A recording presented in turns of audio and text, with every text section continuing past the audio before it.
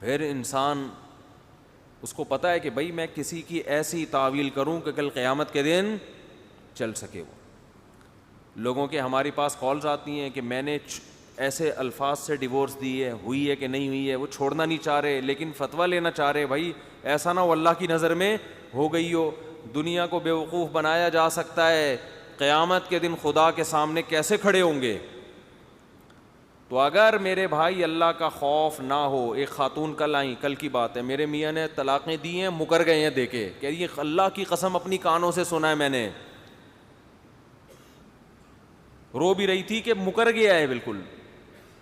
تو میں نے کہا بھائی آپ علیحدگی اختیار کریں, خاندان ساتھ نہیں دے رہا. میں نے کہا کوئی آپ نے اپنی کانوں سے سنا ہے؟ میں نے کہا ہمیں نہیں پتا کہ آپ صحیح کہہ رہی ہو جھوٹ کہہ رہی ہو. اگر اپنے کانوں سے سنا ہے, یقین ہے کہ شوہر مکر گیا ہے, کہہ رہی میں چھوڑنا نہیں چاہتی اس شوہر کو, میرے بچے ہیں, مجھے محبت ہے. میں نے کہا بھائی اپنے کانوں سے سنا ہے, آپ کے لیے رہنا جائز نہیں.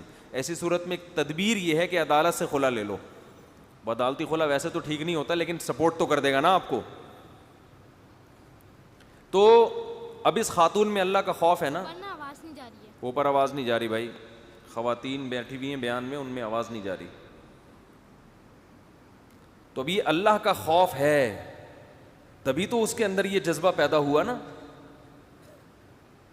تو میں ایسی خواتین کو حضرت خولہ رضی اللہ تعالی عنہ کا واقعہ سناتا ہوں. ان کے میاں نے کیا کہہ دیا تھا, انتی علیہ کا ظہری امی. یہ الفاظ کہ تم ماں سے نہ تشبیہ دی تھی, تو عرب میں یہ الفاظ طلاق کے سمجھے جاتے تھے, اور ایسی طلاق کہ اب کبھی بھی دوبارہ نکاح نہیں ہو سکتا. تو وہ نبی کے پاس آئیں, بار بار آ رہی ہیں کہ کوئی گنجائش, میرے بچے چھوٹے, میں نہیں چاہتی اپنے شوہر کو چھوڑنا. غصے میں کہہ دیا. نبی نے کیا فرمایا, بھئی میں کوئی رخصت نہیں پاتا, کہ میں اپنی طرف سے تو فیصلہ نہیں کروں گا. اگر وہ نہ بتاتی, کوئی گواہ تو تھا نہیں, میاں بیوی کمپرومائز کر لیتے, بھائی میں نے بولا ہے تم نے سنا, تھرڈ پرسن تو ہے نہیں کوئی سننے والا, چپ کر کے بیٹھ جاؤ آرام سے, ہم دونوں کی نجی زندگی ہے, اس میں ہم کسی اور کو دخل اندازی کیوں کرنے دیں. یہ ایگو کیوں لگا ہوا ہے, ایگو ہے نا. میں نے کہا تھا یار کوئی بندہ میں تنخواہ دوں گا اس کی, وہ انتظام کیوں نہیں ہوا. ایک بندہ ہو اور اس کو آدمی تنخواہ دے اور پھر اس سے پوچھے کہ یہ بار بار ایک شکایت کیوں, آواز گونج رہی ہے میرے کانوں میں, دوبارہ پڑ رہی ہے آواز. کہاں پر ہے بھائی, کوئی بلائیں کسی کو یار, واسف بلا کے لاؤ. تو ایکو کا کوئی تک ہی نہیں بنتا بیان میں, تک بنتا ہے ایکو کا, یہ تو نظموں میں ہوتا ہے, نعتوں میں, اور چلو اس میں ایک مقصد ہوتا ہے تھوڑی سی گونج پیدا کرنا. تو کیا بات چل رہی تھی یار, دیکھو دماغ جب گھومتا ہے نا, یہ سب چیزیں بیان میں نا ڈسٹربنس کا ذریعہ بنتی ہیں. حضرت خولہ رضی اللہ تعالی عنہ کا واقعہ چل رہا تھا, میاں بیوی بند کمرے میں بیٹھ کے کمپرومائز کر لیتے, تو کیا کسی کو پتا تھا کیا ہو رہا ہے؟ ان کو خوف تھا. اچھا رسم بھی زمانہ جاہلیت کی تھی, لیکن ان کو پتا تھا کہ اسلام میں اس کے خلاف ابھی تک کوئی آیت نازل ہوئی نہیں ہے. بار بار نبی کے پاس آتی, کوئی گنجائش, اور پھر بار بار آسمان کی طرف دیکھتی, وتشتکی الی اللہ, اللہ سے شکایت کرتی. پتا تھا کہ بیوی کو حلال یا حرام کرنا کس کا کام ہے, اللہ کا, نبی کا نہیں ہے. یہ جو ہمارے اہل حدیث حضرات کہتے ہیں کہ حضرت عمر نے 3 طلاقوں کو 3 قرار دے کر ایک سیاسی فیصلہ تھا, ویسے 3 کتنی ہوتی ہیں, 1. ان سے سوال یہ ہے کہ اس کا مطلب حضرت عمر نے حلال بیوی کو کیا کر دیا, حرام کر دیا. سیاست میں یہ کام سیاست نہیں ہے, یہ دین میں تحریف ہے. اس کو اٹ از ناٹ کالڈ سیاست, بلکہ یہ کیا ہے, تحریف. اور اگر یہ تحریف نہیں ہے تو میں اہل حدیث سے پوچھتا ہوں بھائی ویڈیو نہ بنائیں, پھر میں اہل حدیث سے پوچھتا ہوں پھر تحریف کی کیا ڈیفینیشن ہے, دین میں تحریف کہتے کس کو ہیں. تو یا تو اہل حدیث حضرات صاف طور پہ کہا کریں کہ حضرت عمر نے اسلام کو تبدیل کیا طلاق کے معاملے میں, یہ گول باتیں نہ کیا کریں کہ سیاستاً مصلحتاً, او بھائی سیاست میں حلال بیوی کو حرام کر دیا, یہ کون سی سیاست ہے, تو یہ تو اسلام کو چینج کر دیا انہوں نے. تو سیدھا سیدھا بولا کریں حضرت عمر معاذ, جیسے شیعہ جو ہے نا وہ سیدھا سیدھا حضرت عمر کو معاذ اللہ نقل کفر برا بلا کہتے ہیں کہ انہوں نے طلاق کے حکام تبدیل کیے ہیں، وہ سیدھا سیدھا برا بلا کہتے ہیں، اور ہم ان کو اہل سنت سے فوراً خارج، کہ جو صحابہ کو نہیں مانتا اہل سنت سے کوئی تعلق نہیں ہے۔ تو اہل حدیث حضرات طلاق کے بارے میں اپنا موقف دو ٹوک بیان کریں، یا تو بولیں کہ حضرت عمر نے غلط کیا، دین میں تحریف کی، ناجائز حرام کام کیا، وہ کام کیا کہ جو نبی کو بھی جس کی اجازت نہیں تھی۔ قرآن کہہ رہا ہے لما تحرم ما احل اللہ لک، اے نبی جس چیز کو اللہ نے حلال کر دیا آپ اس کو کیسے حرام کر سکتے ہیں؟ جس چیز کی اتھارٹی نبی کے پاس نہیں تھی، اہل حدیث کہیں وہ کام جو نبی نہ کر سکے وہ کس نے کر دیا؟ حضرت عمر نے، اور تمام صحابہ نے اس پہ خاموشی اختیار کر کے معاذ اللہ نقل کفر اس بدترین جرم میں حضرت عمر کا ساتھ دیا۔ یہ اسٹیٹمنٹ دیں پھر، یا پھر یہ کہیں کہ یہ جو حضرت عمر کا فیصلہ تھا یہ سیاسی نہیں تھا، یہ 100% دین ہی تھا۔ یہ سمجھ میں آ رہی ہے بات کہ نہیں آ رہی ہے؟ تو بات کو گھماتے ہیں۔ تو خیر بند کمرے میں بیٹھ کے آپس میں کمپرومائز کر لیتے، بار بار آئیں نبی کے پاس کوئی گنجائش اور آسمان کی طرف دیکھتی، تو قرآن کہتا ہے تھوڑی دیر میں نا ہمارے نبی صلی اللہ علیہ وسلم پہ وحی کے آثار طاری ہو گئے۔ دیکھو اس واقعے میں بڑے اسباق ہیں، اگر نبی کے دور میں 3 طلاقیں ایک ہوتی نا تو اس کا مطلب ایک ہی ٹائم پہ بیوی کو حرام ہونے کا آپشن آپ کے پاس ہوتا ہی نہیں۔ یہ ممکن ہی نہیں تھا کہ ایک ہی دفعہ میں آپ بیوی کو حرام کر دیتے، کیونکہ طلاق کی آیتیں تو نازل ہو چکی تھیں۔ اس کو طلاق بائن سمجھا جاتا تھا ان الفاظ کو۔ خیر ابھی میں ان دلائل میں نہیں جاتا، یہ ٹاپک طلاق ثلاث کا میں کئی دفعہ ریکارڈ، میرا اس پہ 3 طلاقوں کے مسئلے پر جو میرا چینل ہے نا مفتی طارق مسعود اسپیچز، اس پہ تفسیر کے لیکچروں میں پوری ڈیٹیل سے دلائل سے حوالوں کے ساتھ کتابوں کے ساتھ وہ میں نے پورا لیکچر ریکارڈ کروائے ہیں، 4-5 ایپیسوڈ ہیں، وہ آپ دیکھ سکتے ہیں سرچ کر کے اس میں۔ تو قرآن میں آیتیں نازل ہوئیں، قد سمع اللہ قول التی تجادلک فی زوجہا وتشتکی الی اللہ، تحقیق سن لی اللہ نے اس عورت کی بات جو اے نبی آپ سے اپنے شوہر کے بارے میں جھگڑا کر رہی تھی۔ یہ جو ہے نا بار بار آنا، لجاجت کرنا، اس کو قرآن نے تعبیر کیا ہے جھگڑے سے، جو جھگڑا کر رہی تھی۔ وتشتکی الی اللہ، اور شکایت کس سے کر رہی ہیں؟ اللہ سے۔ علماء نے لکھا ہے کہ ان خاتون کو جو یہ اعزاز ملا نا کہ آسمان کی آیتیں وہی بن کے نازل ہو گئیں نبی پر، آپ صلی اللہ علیہ وسلم پہ وہی کے آثار، شدید سردی میں پسینہ اور کپکپاہٹ اور جسم بوجھل ہو جانا، یہ علامتیں صحابہ دیکھ لیا کرتے تھے۔ کتنا اللہ نے پروٹوکول دیا، آسمان سے آیتیں نازل کی، واللہ یسمع تحاورکما، اور اللہ تمہاری آپس کی باتوں کو سنتا ہے۔ نبی اور ان صحابیہ کی جو آپس میں بات چیت ہو رہی ہے کون سن رہا ہے؟ اللہ۔ پھر اللہ نے آیتیں نازل کی کہ جو اپنی زوجہ کو اس طرح سے اپنی ماں کے کسی جز کے ساتھ تشبیہ دیتے ہیں تو اس سے ان کی بیویاں ان کی مائیں نہیں بن جاتی، مائیں وہی ہیں جنہوں نے تم کو جنا ہے۔ لیکن یہ جملہ غلط ہے، برا جملہ ہے، اس برے جملے کی وجہ سے شوہر پہ کفارہ لازم ہوگا، بیوی حرام بولو نہیں ہوگی۔ سمجھتے ہو بات کو؟ ہمیشہ کے لیے حرام نہیں ہوگی، جب تک کفارہ ادا نہیں کرتا اس وقت تک حرام رہے گی۔ یہاں بھی اہل حدیث حضرات پتہ کیا کرتے ہیں کہ زہار، اس کو زہار کہتے ہیں۔ دیکھو ناجائز لفظ تھا اس لیے اللہ نے اس کو کالعدم قرار دیا کہ اس سے بیوی حرام نہیں ہوگی، تو 3 طلاقیں بھی ناجائز ہیں لہذا اس سے بھی حرام نہیں ہوگی۔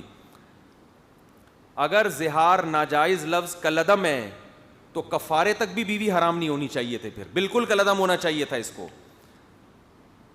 تو قرآن نے کیا کہا کہ جو یہ لفظ استعمال کریں گے وہ زوجہ کے قریب اس وقت تک نہیں جا سکتے جب تک کہ یہ کفارہ ادا نہ کر دیں۔ اور کفارہ کیا ہے؟ ایک غلام کا آزاد کرنا، وہ نہ ہو تو لگاتار 60 روزے رکھنا، وہ نہ کر سکتا ہو بوڑھا آدمی ہو تو 60 غریبوں کو کھانا کھلانا۔ سمجھتے ہو بات کو؟ تو اس کفارے سے پہلے بیوی کیا ہوگی؟ حرام۔ تو یہ 1 منٹ کے لیے، 10 منٹ کے لیے، 10 دنوں کے لیے، 2 مہینے کے لیے بیوی جو حرام ہو رہی ہے یہ اس ناجائز جملے سے ہی ہو رہی ہے، تو اس کا شرعی حکم کیا ہو رہا ہے؟ مرتب ہو رہا ہے۔ تو ناجائز جملے بالکل کالعدم نہیں ہوتے۔ اچھا خیر، تو قرآن نے کیا کہا؟ واللہ یسمع تحاور۔ دیکھو اب یہ اتنی فضیلت ان خاتون کی کہ آسمان سے آیتیں نازل ہو رہی ہیں، اور پھر ان کے شوہر کو حکم دیا جا رہا ہے کفارہ ادا کرو, اس سے بیوی حرام نہیں ہوتی. تو اسلام نے اس قانون کو چینج کیا کہ یہ جو زہار کا لفظ ہے یہ طلاق کے الفاظ نہیں ہیں, یہ برے الفاظ ہیں. بیوی کو ماں سے تشبیہ دینا, تو اس برے پر آپ کو کفارہ ادا کرنا پڑے گا. یہ طلاق کے الفاظ نہیں ہے. طلاق کے جو طریقہ ہے وہ اللہ نے بیان کر دیا کہ وہ والے الفاظ طلاق کے ہیں. طلاق کنایا سے ہوتی ہے کبھی, اور کنائی طلاق بھی حدیث سے ثابت ہے. جیسے آپ بیوی کو کہہ دیں کہ تمہارا میرے سے تعلق ختم, طلاق کی نیت سے کہہ دیں. کنایا وہ ہوتا ہے جس میں الفاظ طلاق کے نہیں ہوتے لیکن اس میں مطلب طلاق کا بھی نکلتا ہے اور طلاق کے علاوہ کا بھی نکلتا ہے. تو ایسے الفاظ سے اگر نیت کر لی جائے نا تو طلاق ہو جاتی ہے. جیسے فارغ کا لفظ ہے, کوئی کہتے ہیں آج سے تم مجھ سے فارغ, تو فارغ کا کیا مطلب ہے بھائی, تیرا کیا مطلب فارغ؟ تو اگر وہ نیت ہوگی طلاق کی تو طلاق ہو جائے گی. بعض دفعہ نیت نہیں ہوتی, قرائن سے پتہ چل رہا ہوتا ہے کہ اس کمبخت کی طلاق ہی کی نیت تھی, اب یہ ڈرامے بازی کر رہا ہے. بیوی کہہ رہی ہے مجھے فارغ کر دو, چھوڑ دو, بس اب میرا تمہارے سے کوئی تعلق نہیں, طلاق دے دو. کہتے ٹھیک ہے تم فارغ ہو. اب یہ پکڑا جائے گا اس کلام پہ. اب یہ کہے گا کہ میری نیت طلاق کی نہیں تھی. بھائی بات طلاق کی چل رہی تھی تو اب آپ کی نیت طلاق ہی کی سمجھی جائے گی. تو یہ خود سے فیصلے نہ کرنا شروع کر دیں. یہ جب کوئی اللہ نہ کرے ایسا ہو جائے تو مفتیوں سے پوچھیں, اور اس میں وہمی بھی نہ بنے. طلاق کے مسائل جب بھی یوٹیوب پہ جاتے ہیں وہمیوں کے فون آنا, میں نے تو اس دن فارغ کل بول دیا تھا, میں نے تو اس دن آزاد بول دیا تھا, میں نے تو اس دن بول دیا تھا ٹھیک ہے بیگم تم میکے چلی جاؤ, تو چلی جاؤ سے بھی تو ہو جاتی ہے جی. پاگلوں والے پر نا پاگل ہو جاتے ہیں بالکل. ایسا نہیں ہے, میاں بیوی کا رشتہ ہے بھائی, جب تک آپ چھوڑو گے نہیں وہ نہیں چھوٹے گی, سمجھ رہے ہو. تو وہمی بننے کی ضرورت نہیں ہے. طلاق دینے سے ہوتی ہے, بلا وجہ بیٹھے بیٹھے نہیں ہو جاتی. اور بعض لوگ مسلط کر لیتے ہیں اپنے اوپر. یہ میرا ٹاپک نہیں ہے اس لیے میں اسپیڈ سے ذرا بیان کر رہا ہوں, آج کا ٹاپک نہیں ہے یہ, کہ وہ ان کو وہم ہو رہا ہے طلاق نہ زبان سے نکل جائے ہمارے نا. میرا تو وہمی نمبر پتہ نہیں 34 چل رہا ہے 35 چل رہا ہے, تو لکھ لیتا ہوں میں. ایک دفعہ سمجھا دیا بھائی نہیں ہوئی, پھر حضرت مجھے وہ وہم ہوا تھا, پھر مجھے خیال آیا, پھر مجھے یوں آیا, تو میں نے کہا تو مجھے پاگل بنائے گا اور کچھ بھی نہیں ہے. تھوڑے دنوں میں میرا اپنا نام وہمی نمبر 36 کے نام سے میں نے سیو کیا ہوا ہوگا.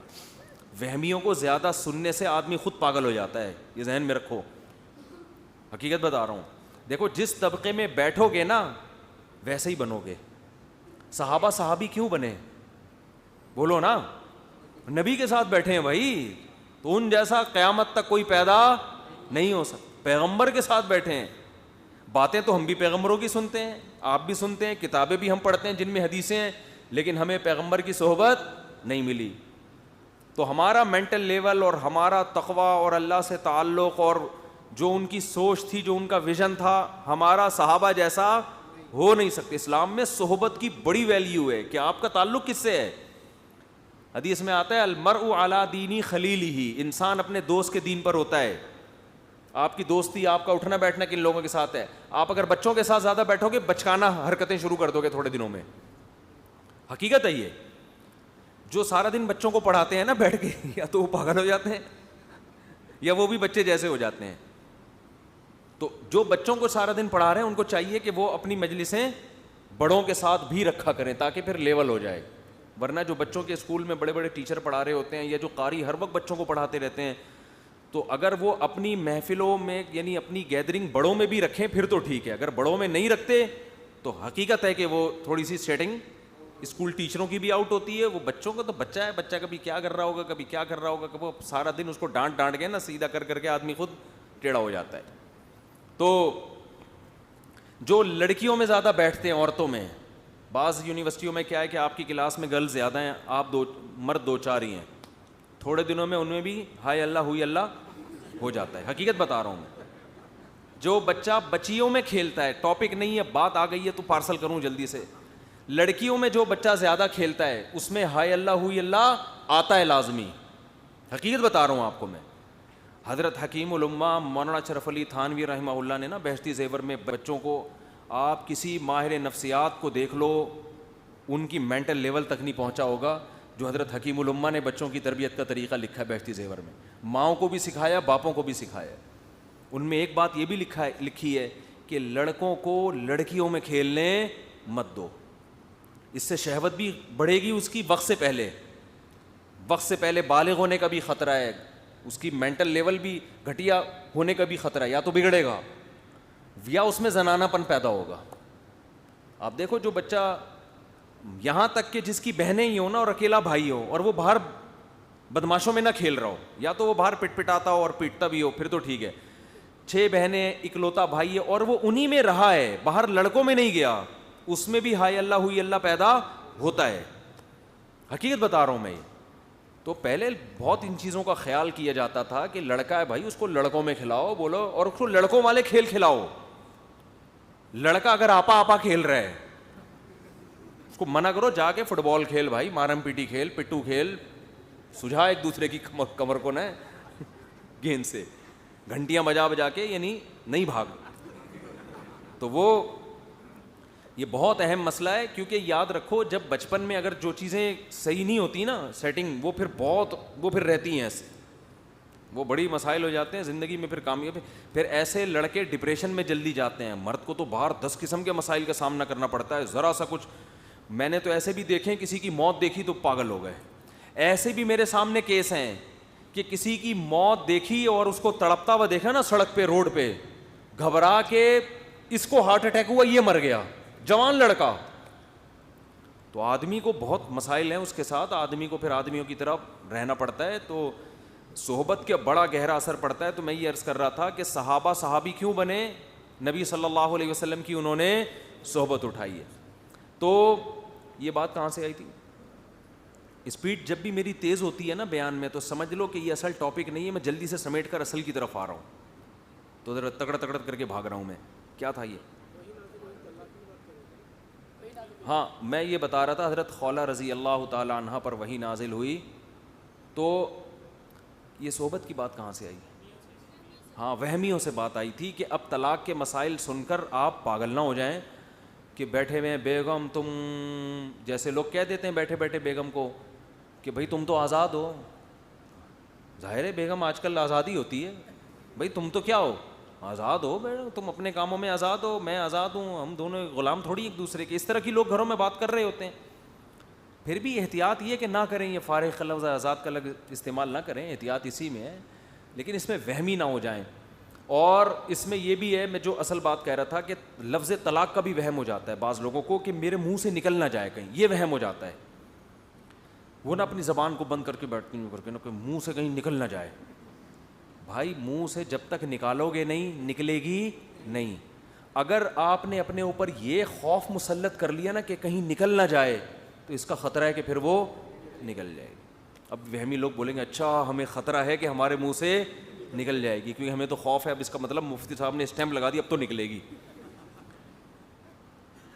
تو میں وہمیوں کو نہیں سنتا, کیونکہ اس سے آدمی خود کیا ہو جاتا ہے, وہمی ہو جاتا ہے. تو میں ان کو یہی کہتا ہوں بھائی جاؤ یار, دفع ہو یہاں سے, کام کرو اپنا, اپنے آپ کو صبح جاگنگ کرو, شام کو جم جاؤ, کھانا ٹائم پہ کھاؤ, اپنے آپ کو بزی کرو, مصروف کرو, تو یہ وہم آپ کا نکل جائے گا. اس کو نکالنے کی کوشش کرو گے تو نہیں نکلے گا یہ.